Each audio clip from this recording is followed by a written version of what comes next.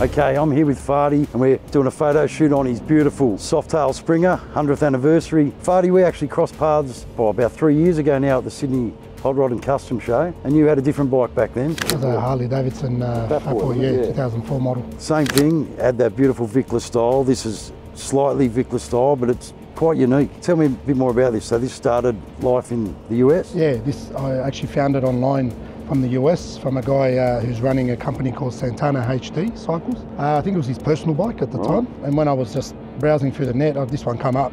Most of the stuff was on there, probably about 50–60% of the stuff was on there when I bought it. And I fell in love with it. I made contact with him. Something about a Springer, isn't it?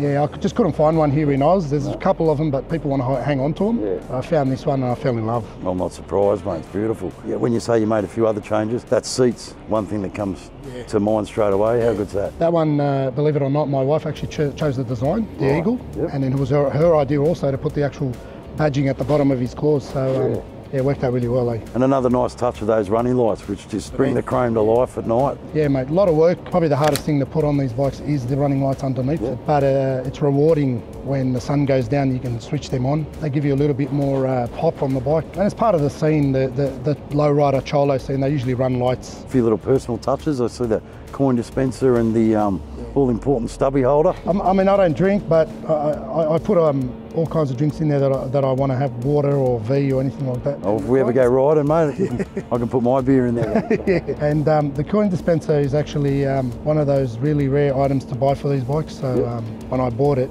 he asked me whether he could keep it. I said no, because I knew what he was up to. I said, nah, I'm keeping that, make sure it stays on the bike. Yeah. And obviously now the tolls have all gone cashless and everything. At least it's something to throw cars in during road rage, mate. What's it like to ride, mate? Everyone was saying Springer front ends are like uncomfortable. Compared to the Fat Boy, it's a tiny bit uncomfortable, but it's worth the uncomfortability when you're sitting on that seat and you're looking out between the bars and you see that front end. It's worth it. Yeah, that's good, isn't it? Another thing is too, I mean, you actually do ride it a fair bit, and you're in a social club, I see, with a few mates. Yeah, I am, I've got a couple of boys. They're also heavily in the scene as well. Baldy, Clogs, Jeff, Scott, Joel with the Chula bike. They've been to Aussie Viclas shows. They've been around. They invited me in, mate, and I'm glad they did. A bunch of good boys, you know. And it's a beautiful bike, and at the end of the day, you've used to enter your old bike in a lot of shows. Yeah. The same for this, or? Yeah, I haven't been to so many shows. Life's just a little bit more busier now than a few years back. But you know, any chance I get to go to a show, you know, the bigger shows like the Aussie Viclas shows and all that, I try to make myself available. But this one, not as much as the other bike, unfortunately. Well, judging on how many trophies you won with the last one, I reckon you'll need a new trophy cabinet if you do start showing it. Well, the missus has already taken them from inside the house. They've ended up outside the house now, so... Need a shrine in the garage, mate. So, mate, what's next? Or is this the keeper?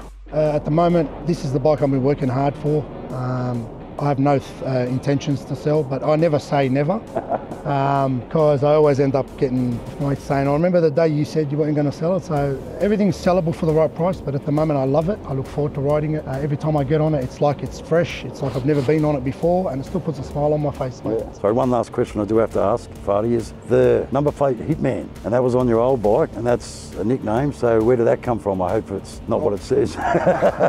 No, mate, I'll keep it short. My first ever Harley was a 92 Fat Boy, the same Fat Boy that was in the Terminator 2 movie. It had forward controls in the shape of a gun. I think they were done by Anderson's Custom Cycles, years ago. Yeah. They were a rare item, and there was bullet caps on the end of the grips.